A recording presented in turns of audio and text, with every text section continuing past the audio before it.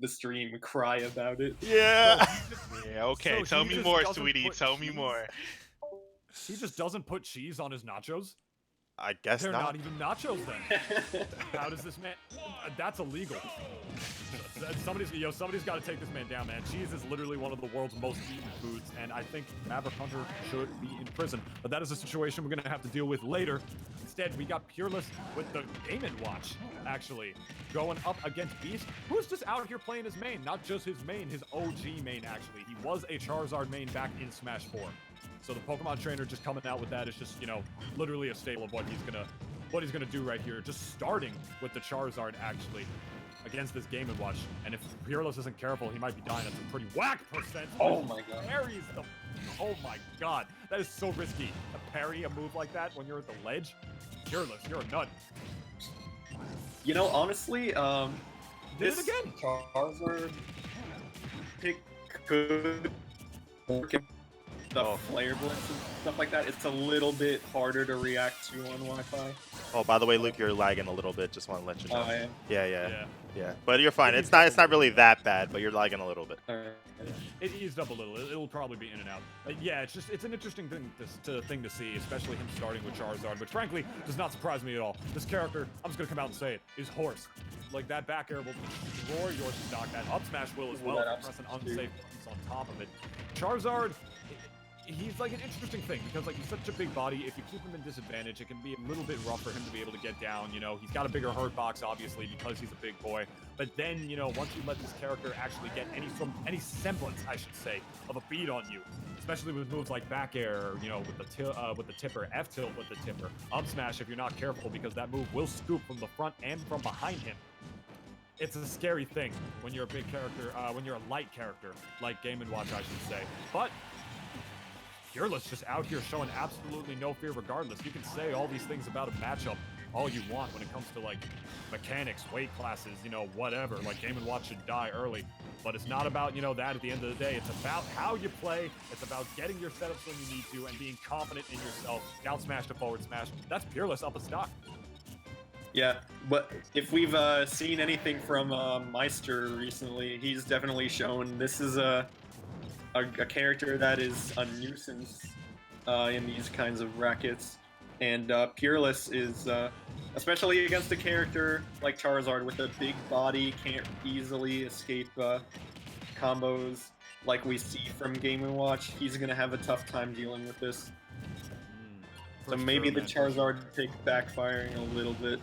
Hey, the game ain't over yet, my friends. All he needs is like an F tilt or a forward smash or something by the ledge right here. Instead, he just elects to hang on the platform, being very patient on the level right there to make sure that Pureless can make it back. But he's got him off stage again. What's the play?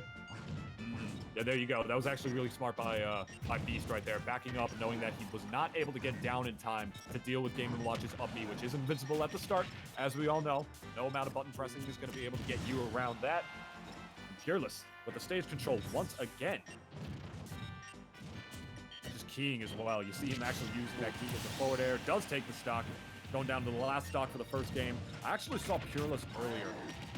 He did a down air from the top, and then once the move was officially finished, he actually did it again right on top of Beast's shield, which is a scary thing to do. But I mean, I don't think Beast expected it, and I don't think he expected that down smash either. That was the first game going to Pureless, hitting him with a classic Game & Watch setup. Twice. Wow. Jeez. That was kind of brutal. It was, actually. It went down to last stock, not exactly what is seeded to happen, I suppose, but like I said, seed doesn't matter. This is Smash Brothers. We talk with our fingers. Yeah. I was actually about to say, like, we could possibly see some, like, shenanigans come out from the Charizard, maybe some sort of, like, 0 to death, and then Pureless just immediately shut me up. yeah, he's like I can happen, but it's a matter of if they will. That's one of the beautiful things about Smash Brothers, man. It's just anything can happen. These guys doing their counter picks right now. I'm wondering what stage they're going to go to. Very interesting to find out and see. We will wait and do that. It's interesting, man. Like Charizard, you can people criticize Charizard for the horse factor. They say like, oh, he's a rage monster. He'll kill you at like super crazy percents. Back air 40 by the stage.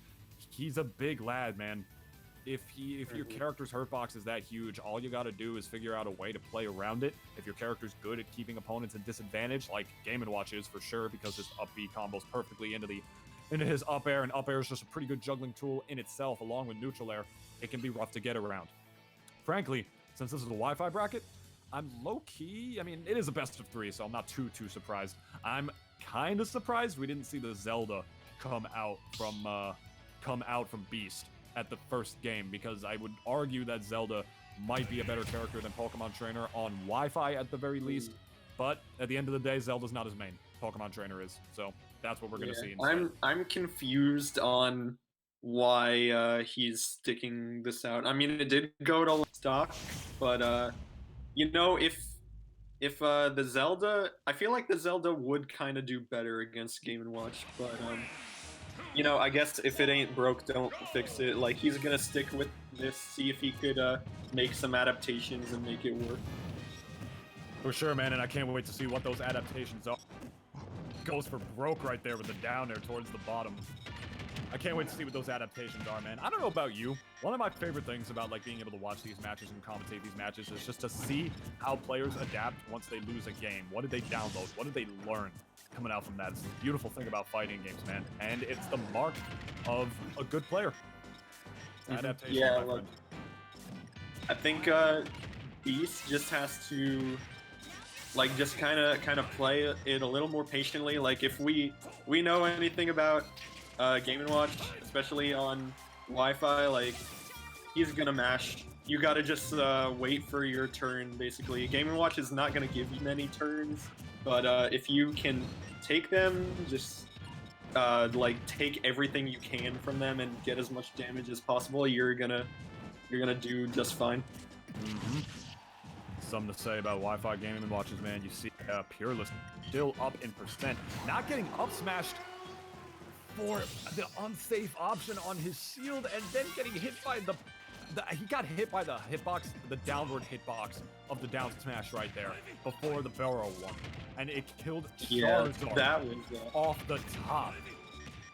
Bro, that was kind of unfortunate for Beast. Oh no, that's Tilt City population. Gotta get down. Bro. Holy moly. Jeez. I would definitely be a little bit upset after that one, and now already lapping percent loop. Look at that. Oh my god. Pureless, Pureless very close to taking the second stock already. Beast has got to figure something out here. He's throwing out a lot of attacks. None of them are really connecting. This is my kingdom, yo, out here. My goodness. And then the dash attack not able to punish that on shield, of course, and getting a little bit greedy, popping that up smash earlier than he should have. The up smash would have beat the down air if Beast had just waited a second, but unfortunately, I think I can start to see the tilt coming out from him a little bit, because he just mashed that when Game & Watch was above him, and you can't really do that because down air stalls Game & Watch in the air before he goes down. Pureless knowing that and just waiting for his opportunity right there, and he got a whole stock because of it. I can sense the tilt coming out from Beast, man. As he does get a back throw stock though, so a little bit of life left in him yet. Yeah, that wasn't even the first time I had seen Beast pop that up smash early either. So yeah, definitely gotta like just chill a little bit with it, just react. But yeah, Beast managing to get one stock. This isn't over just yet. Beast definitely chilling a little bit more, definitely retiring the Charizard. We've seen a lot more Ivy. This is more Ivy than we've seen in the past 2 games already, and now he's already out here working it. The answer. Yo, it might be. He's gotten it down to last stock again after being down 3-1, 96% on the Ivysaur right now. This might have been exactly the pick that Beast needed, but unfortunately, Luke, it might be too little too late if he's not careful enough. And yeah, just as you say that, he is switching back to Charizard. So he's probably looking to just rack up the damage quick, but at what cost? He's gonna be at a disadvantage in terms of just the sheer size of it. Oh, there we go, going for the cheese right there. Yeah, he was at death percent, man. He had to switch to the Zard, who would generally be considered to be one of the probably the best Pokemon of Beast repertoire, personally, because this was his main beforehand. And, you know, that's an opinion that doesn't have to be shared by everybody, but he definitely has a lot of Charizard experience under his belt. But just as I say that, Ivy's back out again, probably wants that good forward air spacing tool to keep away from Game & Watch. This is so scary, man, because he is already on his winner's bracket life and whiffing the back air, but he's still able to keep Pureless in disadvantage, getting another up air regardless, going for the Vine Whip cheese, and then fully charging. He almost fell into that. He just jumped behind him and did a cartwheel. It's like, Mom, look what I can do. Oh, this is so scary, Luke. He was like, oh, look, I can charge a forward smash. Oh, There you go. No.